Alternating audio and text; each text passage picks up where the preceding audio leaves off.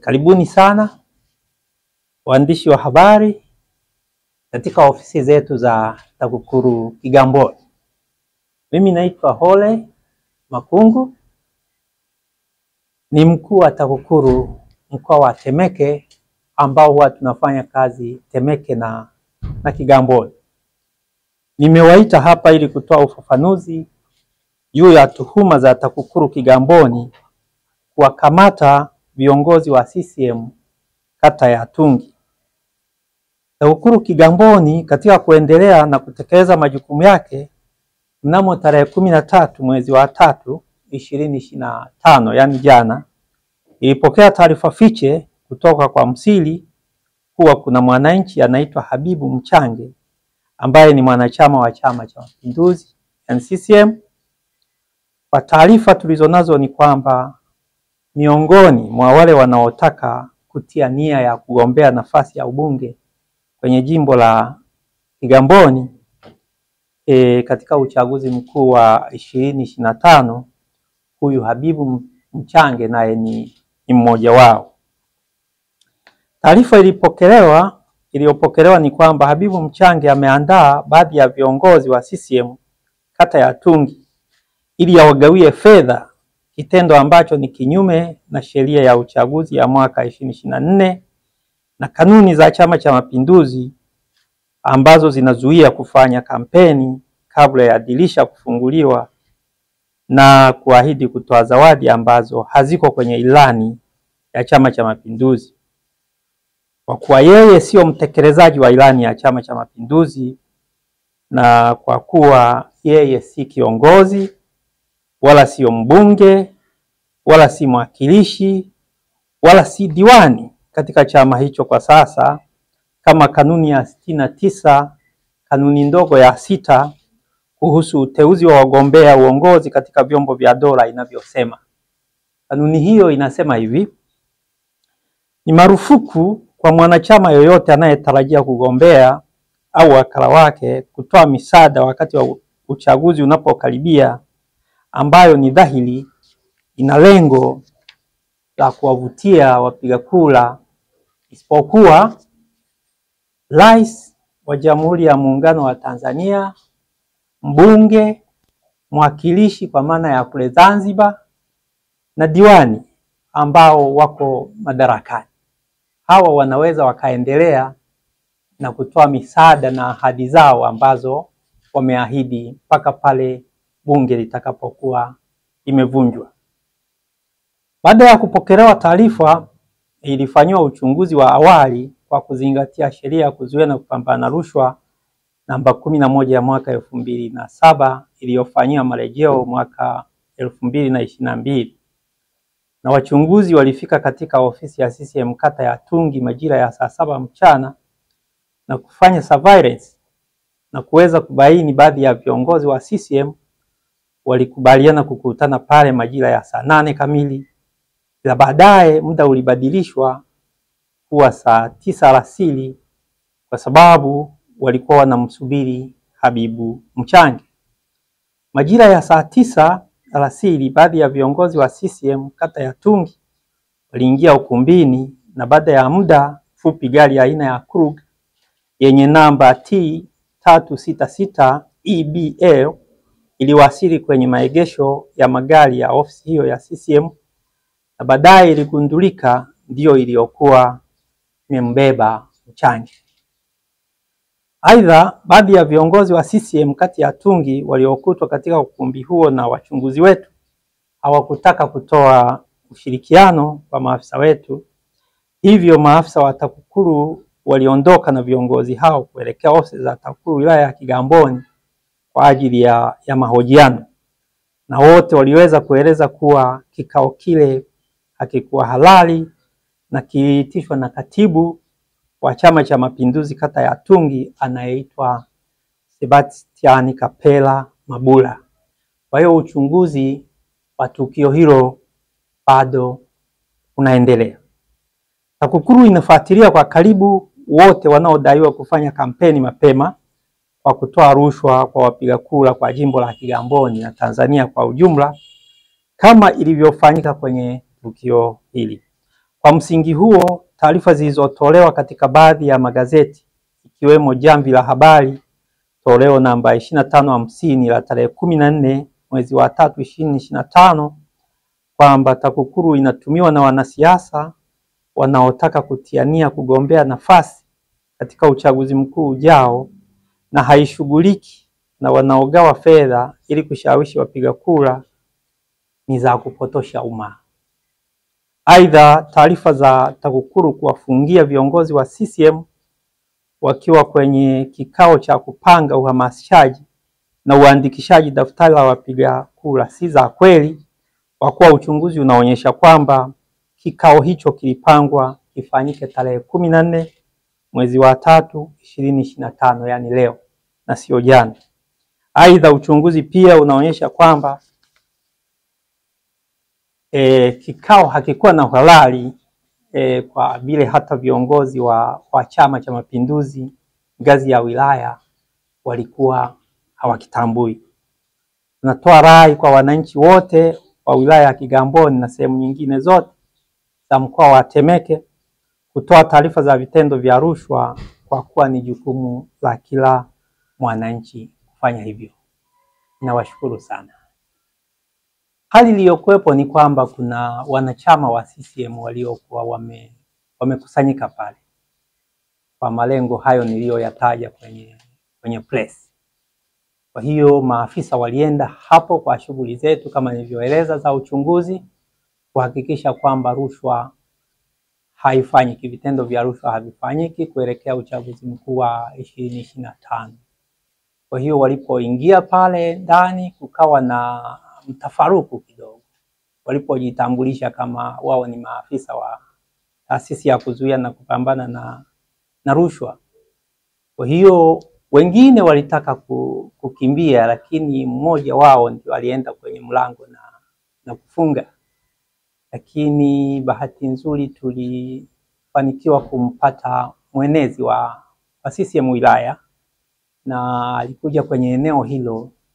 Kwa hiyo wale walipofahamu kwamba ameshafika mwenezi, basi waliweza kufungua. Kwa hiyo hakuna afisa aliyeathirika na kitendo hicho. Tulichofanya baada ya hapo ni kuwachukua wale viongozi na kuja nao sasa kwa maana ya kuendelea kufanya. Waandishi wa habari, mimi naitwa Stanley Mkandawile, katibu wa CCM wilaya ya Kigamboni. Nimewaita leo baada ya kusoma taarifa kutoka kwenye magazeti juu ya tukio ambalo lilitokea jana kwenye kata yangu ya Tungi. Kabla ya tukio lile, wiki iliyopita tulikuwa na ugeni wa mlezi wa mkoa wa Dar es Salaam, Comrade Amos Makalla, lakini katika maelezo yake alituonya kwamba kwenye wilaya yetu ya Kigamboni tuna mbunge wetu amefariki, kwa jimbo letu liko wazi, lakini baadhi ya wanachama wa CCM wameanza kampeni, tena kampeni chafu za kutafuta ubunge wa jimbo hilo. Na kwa maelezo yake alikemea na akasema kasamehe kuanzia yalipotokea mpaka siku ile yalipokuja, lakini baada ya pale lazima hatua ziwe zinachukuliwa kwa mgombea yoyote atakayeanza kampeni mapema au kiongozi yoyote ambaye atabeba mgombea. Jana tarehe 13 mwezi wa 3 majira ya saa 10 kasoro mpaka 11 jioni kulikuwa na tukio lilikuwa linaendelea kwenye kata ya Tungi. Viongozi wa kata hiyo wakawaita viongozi wa matawi, lakini TAKUKURU wakapata taarifa kwamba hicho kikao kimeitishwa kwa ajili ya mgombea mmoja kwenda kutia nia kwa viongozi, lakini pia kuwapa bakshishi kama iftari kwa maana ya wa viongozi wale. Kwa hiyo TAKUKURU walipofuatilia pale kata ya Tungi wakakuta wa viongozi kwa maana ya viongozi wa matawi wapo kwenye ofisi ya kata wakiwa wanamsubiri mtiania huyo, na wakati huo mtiania huyo alianza kwenye kata ya Pemba Mnazi. Jana hiyo TAKUKURU walipata taarifa, walipofuatilia wakachelewa, akatoka akaenda kwenye kata ya Tungi, na ilikuwa akimaliza Tungi anaenda kwenye kata nyingine, akiwapigia viongozi wa hizo kata kwamba wamuandalie wapiga kura ili aende akawaone, awasalimie, ajitambulishe na awape bakshishi kidogo kama rushwa. Kwa hiyo sintofahamu iliyotokea pale ni sintofahamu baina ya viongozi kutaka kuwazuia TAKUKURU wasifanye kazi yao, lakini TAKUKURU walikuwa hawajavamia, walienda maksusi kwa ajili ya tukio ambalo tayari walipewa taarifa kuna mgombea anapita, anakutana na wajumbe na anatoa rushwa. Na viongozi sisi tulikaa nao kabla ya siku 3 zilizopita kwamba jamani, yale maelekezo ya makala ni muhimu tuzingatie. Msimuitie mtiania yoyote wajumbe, kwa sababu uchaguzi bado mpaka mwezi wa 7, na utaratibu wa chama chetu watiania wote watakuja, watachukua fomu, watajadiliwa, majina yao yatapelekwa kwenye ngazi ya taifa, then majina 3 yatarudishwa. Wale watakaorudishwa majina 3 ndio ambao tutawaruhusu wafanye kampeni, tena kampeni ya kisababu, sio kwenda kutoa rushwa. Kwa hiyo kilichotokea jana si kweli kwamba TAKUKURU wamevamia wakawafungia viongozi. Kilichotokea jana, kulikuwa na mtiania anataka kutoa rushwa, na kazi ya TAKUKURU ni kuzuia na kupambana na rushwa.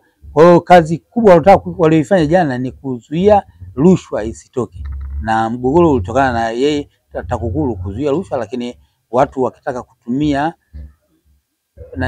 mwamvuli wa chama na vikao kwa ajili ya maandalizi ya kuandaa wanachama wetu kwa ajili ya zoezi la daftari la kudumu la wapiga kura ambalo linaanza tarehe 17. Lakini vikao hivyo vya maandalizi vilikuwa vinafanyika leo, na sisi wajumbe wa secretariat tulikuwa tumepanga na tuna ratiba ya kwenda kwenye kila kata.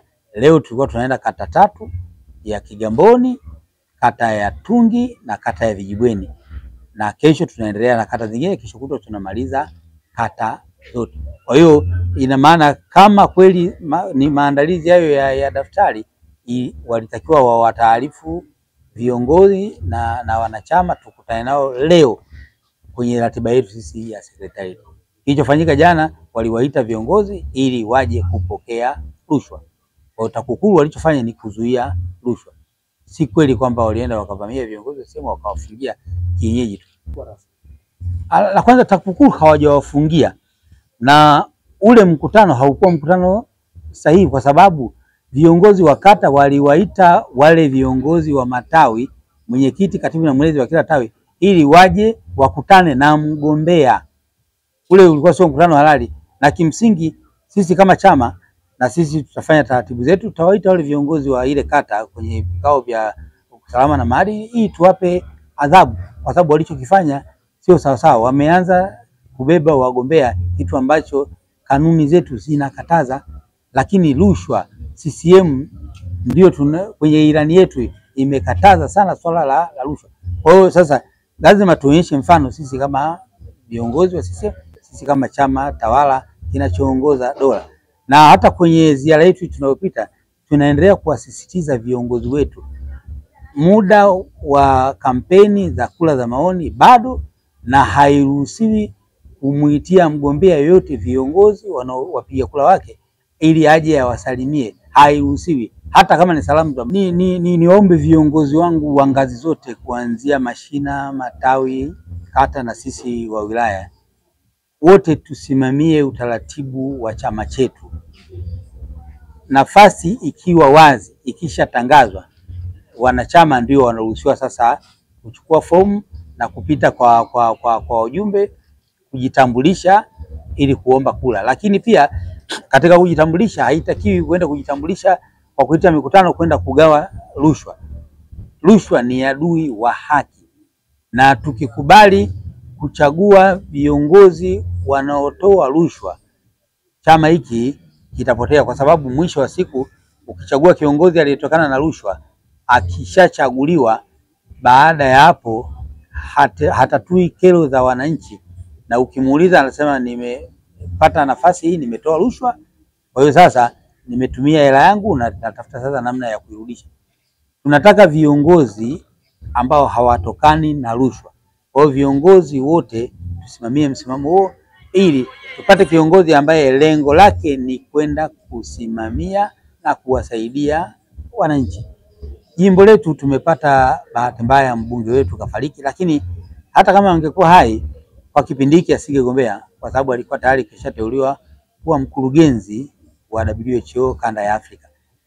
Lakini tunaamini baada ya bunge kuvunjwa, wanachama wengi wa CCM watajitokeza na tutawaruhusu wajitokeze kuomba nafasi hiyo, lakini vikao vya uteuzi vya wagombea ambavyo ni kamati kuu vitakavyoteua wale watakaoteuliwa watatu au ndio watakuwa wagombea wetu ambao wataenda kwenye kura za maoni. Lakini nitoe mwito kwa viongozi wote, sisi tusubiri atakayeteuliwa na halmashauri kuu kuwa mgombea wa CCM ambaye anaenda kupambana na vyombo vya dola, huyo ndio anakuwa mgombea wetu. Kwa sasa tusiwe na mgombea wetu sisi kama viongozi, tuache watarajiwa wakija baadaye waje wachukue fomu, wakishachukua fomu wajadiliwe, wateuliwe, waende kwenye kura za maoni, wanachama nao wataamua. Na bahati nzuri chama chetu imeongeza wigo wa wapiga kura za maoni. Kwa maana yake kutakuwa na wajumbe wengi wanaotoka kwenye ngazi ya chini ambao watapiga kura, na wale wanaotoka chini mara nyingi wanawajua wana CCM ambao wanaweza wakafanya nao kazi kwa karibu. Bahati mbaya sana nilimtuma katibu wangu mwenezi aende, kwa sababu nilikuwa mbali, ili akaone kuna sintofahamu ya aina gani pale. Ambacho mimi nilichosikia ni kwamba kulikuwa na wajumbe ambao walikuwa wanasubiri mgombea aje, alafu kulikuwa na maafisa wa TAKUKURU ambao walikuwa wanawahoji kama ili tukio ni halali.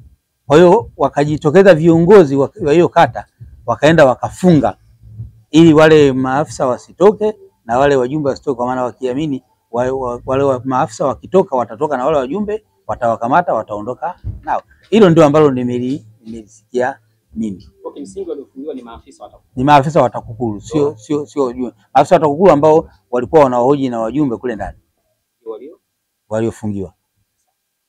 Na la ziada jamani.